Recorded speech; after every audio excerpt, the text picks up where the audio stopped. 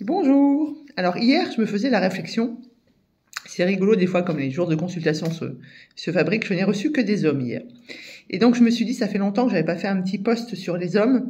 Alors vous allez voir, ça va être un petit peu pour les hommes, mais finalement un petit peu pour tout le monde. On va parler de la brioche. Puisque hier, une des personnes que j'ai rencontrées venait pour ça. Une personne qui a pris du ventre en fait en vieillissant et qui sentait bien qu'elle était beaucoup moins en forme. Donc on va reprendre un petit peu les bases de ce qu'on appelle le surpoids et on va voir les particularités justement du surpoids liées à l'âge et liées à nos hormones. Donc le surpoids rencontré hier dans les 3 hommes que j'ai rencontrés, puisque tout à coup, finalement, ils avaient tous un petit surpoids. C'est un surpoids qui est complètement différent du surpoids de la femme.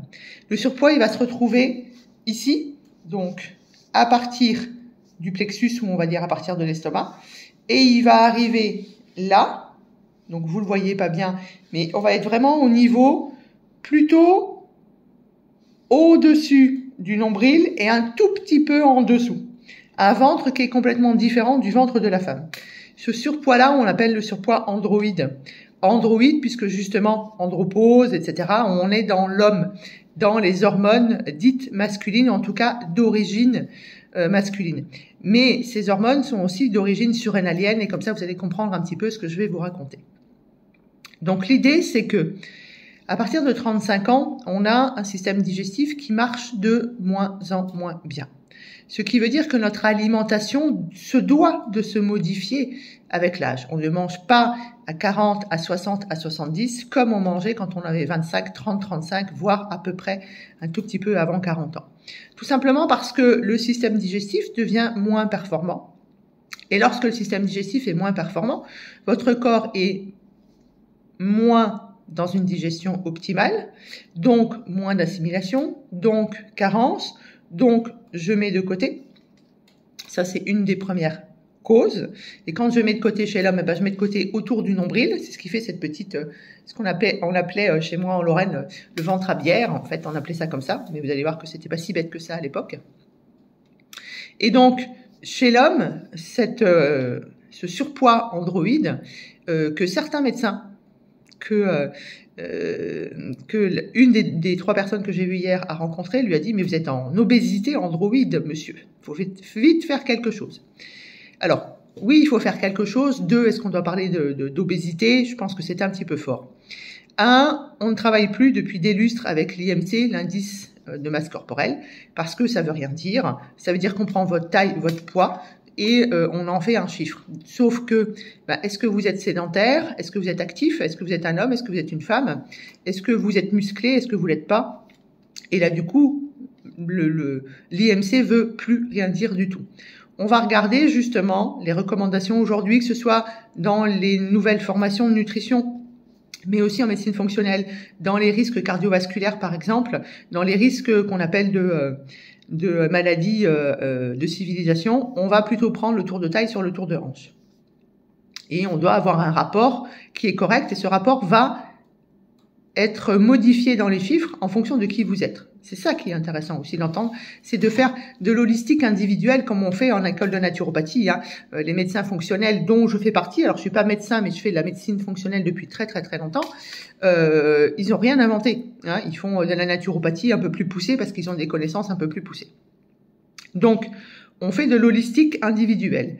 On sait que le tour de taille aujourd'hui, donc le tour de taille ça se prend au niveau du nombril, il est le référent de votre état cardiovasculaire, de votre état dans les maladies de civilisation, c'est-à-dire le syndrome métabolique, c'est-à-dire le diabète par exemple, les triglycérides qui sont augmentés, les maladies cardiovasculaires bien sûr, mais notamment celles qui sont liées au cholestérol et à la malbouffe. Donc ce surpoids dit androïde, donc autour du nombril, ce surpoids-là, chez l'homme, il est lié à 2 choses. Première chose, vieillissement physiologique, un système digestif qui fait moins bien son travail. Et donc, vous allez prendre du poids puisque le corps n'étant plus capable d'avoir ce qu'il demande, il se dit « je ne sais pas combien de temps le grenier va être vide, donc je mets de côté ». Et chez l'homme, à cause ou grâce à la testostérone, on va le mettre à cet endroit-là. De plus, lorsque vous vieillissez, vous avez tendance, puisque vous êtes justement en carence, à aller, vous laisser aller, je vais dire, sur ce que moi j'appelle un abus de sucre.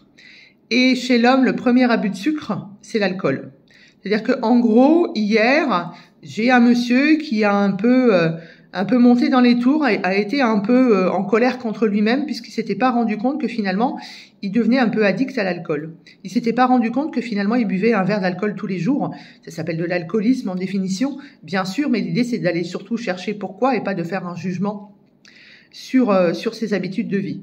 Et donc, l'abus de sucre chez l'homme après 40 ans, mais c'est la même chose chez les hommes plus jeunes, va vous donner ce ventre, parce que l'alcool, c'est du sucre qui met à mal votre estomac, bien sûr tout le reste, évidemment, mais surtout l'estomac, ce qui fait que votre estomac ne va plus faire son travail. Et vous savez, si vous me suivez, que l'estomac, c'est quand même la base de la digestion des matières importantes, notamment quand on ne veut pas prendre du poids, c'est-à-dire des protéines. Et lorsqu'on ne digère pas bien les protéines, elles vont arriver au niveau des différents segments de l'intestin, et ça va être le bordel, ça va être l'inflammation, l'hyperperméabilité intestinale, etc., etc. Et là, vous rentrez dans un cercle vicieux. Donc, il y a un abus de sucre, très, très, très souvent un abus de sucre sous forme d'alcool, mais il y a aussi un abus de sucre dans, je me fais une petite douceur, je mange un petit bonbon par-ci, un petit bonbon par-là, puis on se rend pas compte parce qu'on se dit, ben, j'en prends que un, et puis c'est bon. Je mange un sandwich à midi parce que j'ai pas le temps, je suis sur un chantier. Tout ça, c'est du sucre. Donc, en gros, déjà, ce qu'on entend, c'est que l'homme qui vieillit se doit de s'éloigner de l'alcool et s'éloigner du sucre rapide. Il y a du sucre rapide dans le jambon blanc, dans les yaourts aromatisés, notamment la personne que j'ai vue hier matin, c'était quelqu'un qui mangeait beaucoup de yaourts, c'est-à-dire 2 yaourts à chaque repas, voire quelquefois à 4 heures. Alors des yaourts, quand c'est des yaourts nature, moi ça me va bien. Des yaourts de qualité nature, ça vous apporte des protéines, ça vous apporte des ferments lactiques, c'est très facile à digérer, aucun souci. Par contre, quand ça commence à être des liégeois, des crèmes de marron, etc., etc., là vous êtes du 100% sucre et en plus du sucre de mauvaise qualité puisqu'on est sur du sirop de glucose fructose. Donc la pire des choses qui peut exister pour votre pancréas et bien sûr pour votre estomac. Donc on s'éloigne du sucre, on s'éloigne des aliments raffinés. Les aliments raffinés, c'est ce qu'on appelle tout ce qui a été nettoyé de sa coque. Donc les pâtes blanches, le pain blanc, etc., etc. Voilà. Alors pour le riz blanc, c'est une attache un petit peu différente. Quand vous êtes sur du basmati ou du thaï, vous avez une coque encore dessus, c'est des longs grains. Donc c'est pas du riz blanc, même s'il est blanc en apparence. Donc en gros, on s'éloigne de tout ce qui peut être du sucre rapide, puisque c'est ça qui va nous faire dérégler notre système digestif, qui va faire qu'on va avoir ce qu'on appelle de la résistance à l'insuline. Ça, c'est le cas de l'homme qui a une alimentation qui ne se met pas, on va dire, en concordance avec son vieillissement.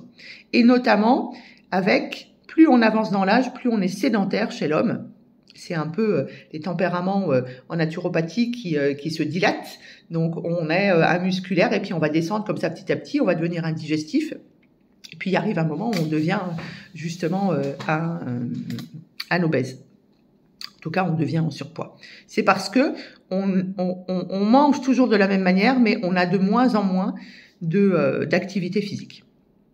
La deuxième cause qui fait que vous prenez du ventre chez l'homme, c'est ce qu'on appelle l'andropause. Alors, il paraît qu'on veut changer le nom de l'andropause parce que c'est pas joli, mais on n'a toujours pas changé le nom de la ménopause pour les femmes.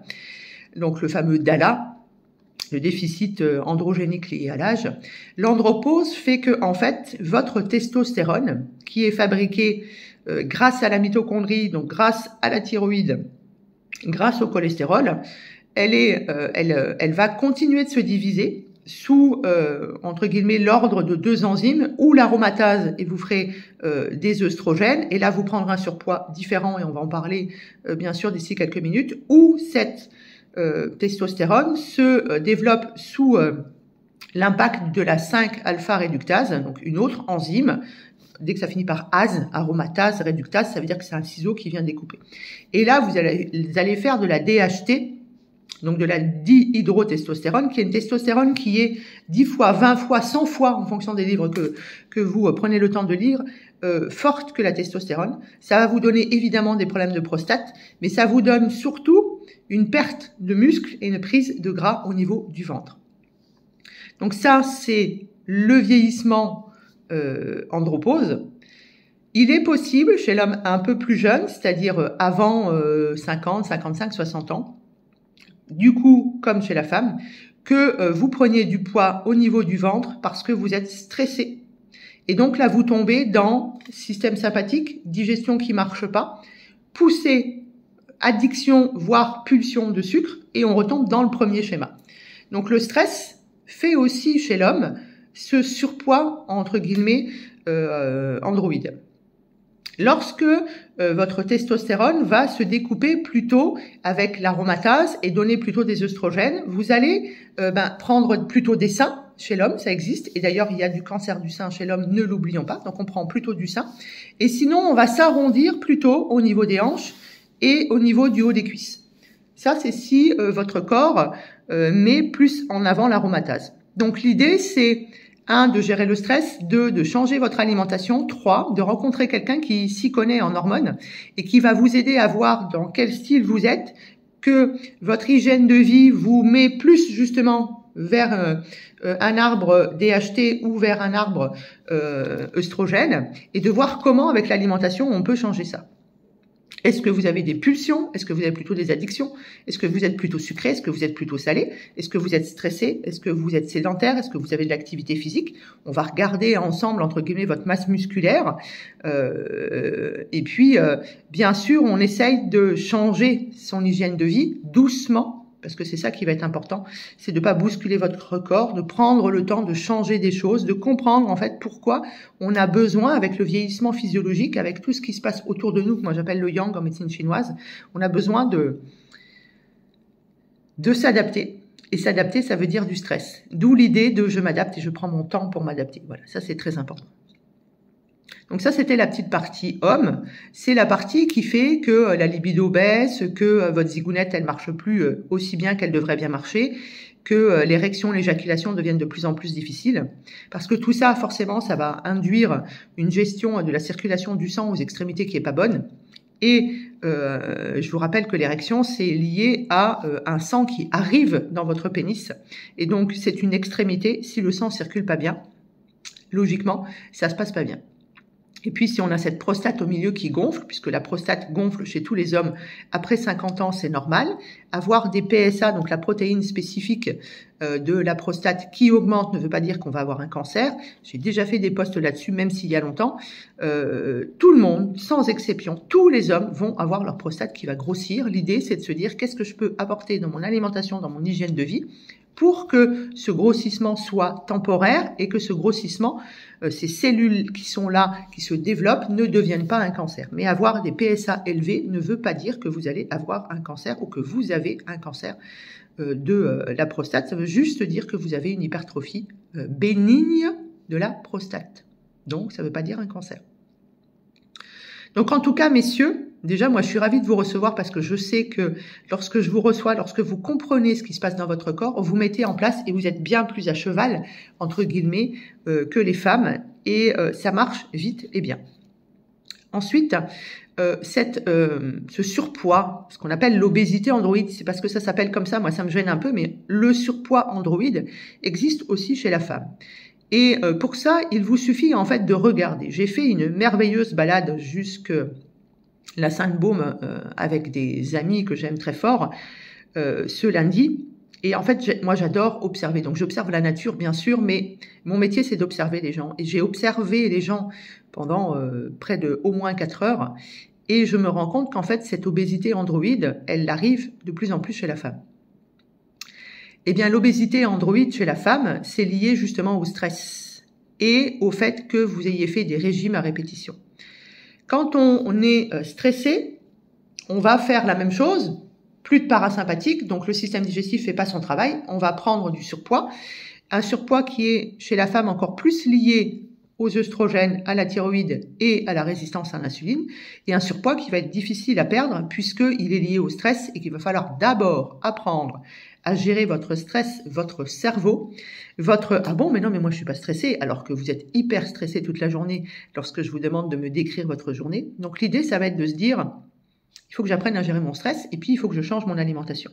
Je suis en résistance à l'insuline, vous avez fait des nombreux régimes donc vous ne mangez pas assez, donc il faut vous remettre à manger.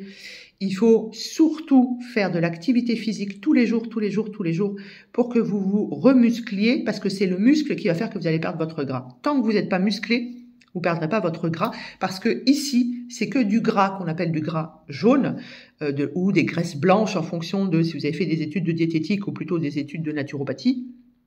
Et donc, ce gras-là, qui n'est absolument pas du gras marron, ne contient pas de mitochondries et est hyper compliqué à partir puisque c'est le moyen pour le corps d'avoir un grenier qui est rempli en se disant, s'il se passe quelque chose, j'ai toujours ces triglycérides sous la peau. Donc, vous avez besoin énormément de gérer votre stress, mesdames, mais aussi de, évidemment, gérer votre alimentation. Il y a une résistance à l'insuline.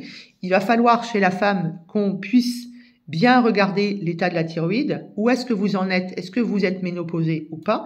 Comment sont vos cycles? Puisque très souvent, chez la femme qui a une obésité androïde, on est sur hyperœstrogénie, hypothyroïdie, parce qu'on est en hypersurrénal et que tout ça, en fait, se dérègle puisque les glandes endocrines sont toutes liées ensemble. Quand vous êtes en hyperœstrogénie, enfin, on va le faire dans l'ordre. Quand vous êtes en stress, vous êtes en hypothyroïdie. Quand vous êtes en hypothyroïdie, vous êtes en hyperœstrogénie. Lorsque vous êtes en hypothyroïdie, en hyperœstrogénie, vous êtes automatiquement en résistance à l'insuline et vous avez automatiquement un estomac qui marche pas. Et comme vous avez fait de nombreux régimes, comme vous avez essayé l'anneau gastrique virtuel, le ballon, pourquoi pas une sleeve, etc., etc. En tout cas, vous avez fait des tonnes de choses, des tonnes d'essais. Votre estomac ne marche plus du tout. Et donc, prendre du muscle lorsqu'on a un estomac qui marche pas, ça devient compliqué. Mais on ne fonce pas tout de suite sur l'estomac, puisque l'estomac, de toute façon, ne marchera pas tant que vous n'aurez pas pris en charge votre stress. Donc, vous voyez que cette obésité androïde, en tout cas ce surpoids au niveau du nombril, ce fameux ventre de bière, a des causes différentes chez l'homme et chez la femme. En tout cas, ce qu'il y a de sûr, c'est que j'aimerais que vous entendiez, comme je vous l'ai fait sur la neurodégénérescence, il y a un vieillissement physiologique dans notre corps. À nous de voir comment on fait pour ce vieillissement physiologique. Plus vous vieillissez, plus vous êtes en carence. Donc, plus vous avez besoin de vous complémenter, voire de vous supplémenter. Et pour ça, il n'y a que des gens qui sont réellement formés qui vont vous aider. Parce que la prise de compléments alimentaires, c'est très bien pour une période, mais derrière, normalement, votre hygiène de vie, et notamment votre hygiène de la caboche, doit faire le nécessaire pour que vous n'ayez plus besoin de prendre, sauf de manière occasionnelle, des compléments alimentaires comme les oméga 3, comme le magnésium, comme la vitamine D. Ce qui veut dire aussi que cette prise en charge du surpoids androïde marche plutôt très vite chez l'homme parce qu'il a une masse musculaire différente, parce qu'il a un taux de testostérone qui est différent, et va marcher beaucoup plus difficilement, beaucoup plus lentement chez la femme, parce que justement on n'a pas cette testostérone, parce qu'on a beaucoup moins de muscles, parce que une femme qui fait entre guillemets de la musculation, qui fait du sport, etc., du sport qui muscle, c'est pas forcément la base dans notre société. Voilà ce que je voulais vous dire sur le surpoids entre guillemets androgénique ou androïde, celui qui est essentiellement au niveau du ventre. Lorsqu'on est sur un surpoids où on est plutôt avec un ventre, c'est plutôt en dessous du nombril, plutôt au niveau des fesses et au niveau ce qu'on appelle la culotte de cheval. Je regarde l'heure parce que j'ai entendu une porte et je pense que c'est mon client qui vient d'arriver. C'est encore un homme d'ailleurs. L'idée, c'est de se dire que là, on est plutôt sur une hyperœstrogénie, une gestion des hormones féminines qui est pas bonne. Voilà, messieurs, merci de venir dans mon cabinet, merci de venir à ma rencontre et merci d'être aussi reconnaissant, puisque c'est ça qui est super génial, c'est que vous êtes du tac au tac. Très vite, vous dites, j'ai compris, c'est un super rendez-vous, je vais mettre en place, et puis vous m'envoyez des textos et vous me dites, ah ça y est, Nadia, j'ai fait ça, c'était super, et machin, et voilà. Bon. En tout cas, de nouveau, entendez bien le rôle du stress, entendez bien le rôle des hormones. Évidemment que le stress et les hormones, comme vous le savez si vous suivez mes vidéos, ont forcément une conséquence sur votre système digestif. Bien sûr, c'était le cas de cette vidéo, mais aussi et surtout sur votre système immunitaire. N'oubliez jamais ça. Voilà, maintenant vous savez tout sur l'obésité Android, en tout cas sur le surpoids Android, sur cet abus entre guillemets de on va dire de gras au niveau du ventre. À bientôt.